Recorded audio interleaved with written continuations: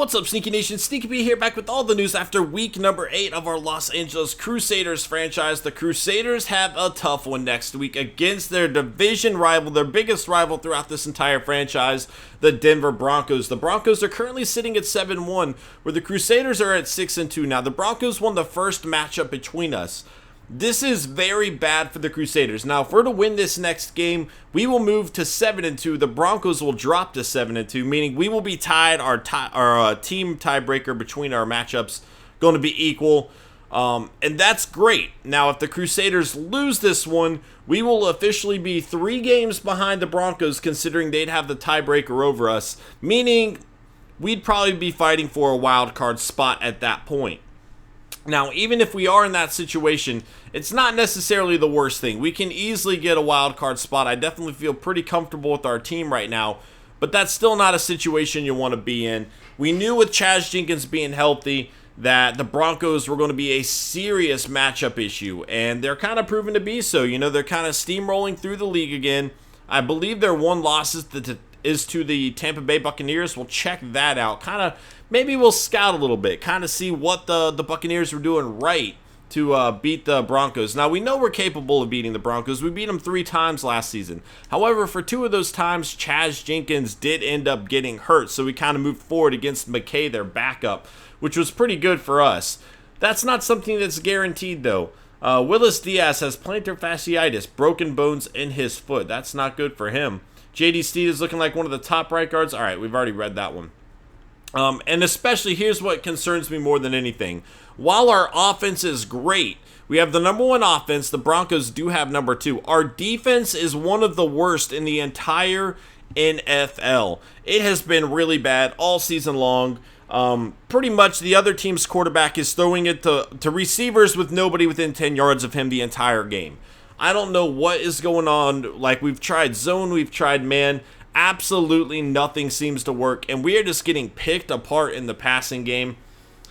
I wish there was a way to change that, but it's not really looking like that's going to happen. Looking through right now, let's say we are to lose this next game, hypothetically. I mean, right now we'd still be okay. Well, there's a lot of teams with 3 losses. Now, we have the tiebreaker over the Patriots. I mean, there's just a lot of things that need to go right. You know, we'd obviously still be in the mix for a wild card spot easily. It's just not a situation that we want to be in. We are riding a 5-game win streak right now, which is both good and bad. You know, our team definitely does have a little bit of momentum right now, but it's almost like it's that we're due for a loss or something like that. You know what I mean? Let's go ahead and check out. I think they lost here. I could be wrong. Where are we at? Am I blind? I think I'm blind. I might be blind. You know what? Let's just make this easy and do team schedule.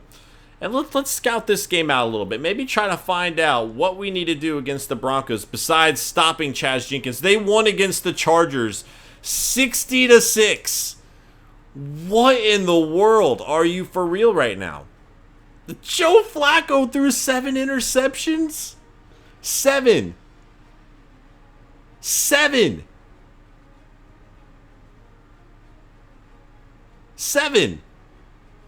What in the world, Flacco? How many completions did he have? He had 11 complete. He almost threw it as many times to the Broncos as he did his own team. Wow. Oh my gosh. Crisp also had a fumble down there. Why was Crisp not running the ball? So they got DeMarco Murray back. That's good. But really? Well, I guess maybe he got hurt on the fumble. Maybe that's what happened. I don't know. Wow.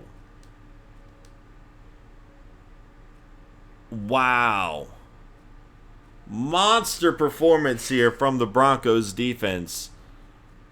That is crazy. How many fumbles did they force? They forced 2 fumbles. They only recovered 1. So 8 turnovers on the day. Wow. Oh my gosh, I'm scared to throw the ball at all right now. My goodness. So they did lose to the Buccaneers. Let's kind of find out what happened here. What was going right for the Bucs? Trahan had a very efficient game. 3 touchdowns, 0 interceptions. Chaz Jenkins, he got the yards. He's always going to get his yards, but he also made 1 mistake with a touchdown or an interception there. Doug Martin ran it all over their defense, and we're likely going to have to take the same strategy. It's going to be important that Devin Golden has a beast of a game for us, which is fine. You know, we feel like he's the best running back in the NFL, and we definitely have the offensive line to help him have a successful game.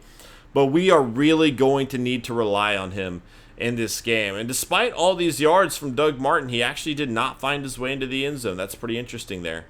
Mike Evans did have a touchdown. So defensively, maybe they kind of stepped up. You know, they only forced 1 interception. Did they pressure him a lot? Nope. 0 sacks. The 1 interception was from Werner. Did they force any fumbles? All right, they forced... Oh, no, they didn't. All right, box score. Let's check this out, because is there a scoring summary that I can find? It doesn't look like it. And the Broncos actually almost came back in this one. Look, they had 21 fourth-quarter points to only 3 from the Buccaneers. Definitely a dangerous Bronco team. If you leave them anytime at all, Chaz Jenkins will make you pay for it. I promise you that. And that's part of the reason him getting hurt in those games last season was so huge for us. So, but I mean, even though, you know, they were still in the game at that point, Chaz Jenkins can make plays happen. And I don't necessarily know that that was true for McKay. We'll check out yearly awards next week, I feel like, in the next news video. Adrian Peterson, 18 carries, 153 yards, 8.5 yards a carry, and 2 touchdowns for him. Johnson for the 49ers, so 7 tackles and 2 interceptions. Von Miller, 10 tackles, 2 sacks, an interception, a fumble forced, and a fumble recovered. That is a monster game from him. Another guy to keep an eye on, obviously. Blake Bortles, 27-40, 373 yards, 5 touchdowns, 1 interception for him. Guys, that is going to be it for this episode. I hope you enjoyed. Please smash that like button if you did. It really does help me out quite a lot. And I will see you guys for the rivalry. Later, guys.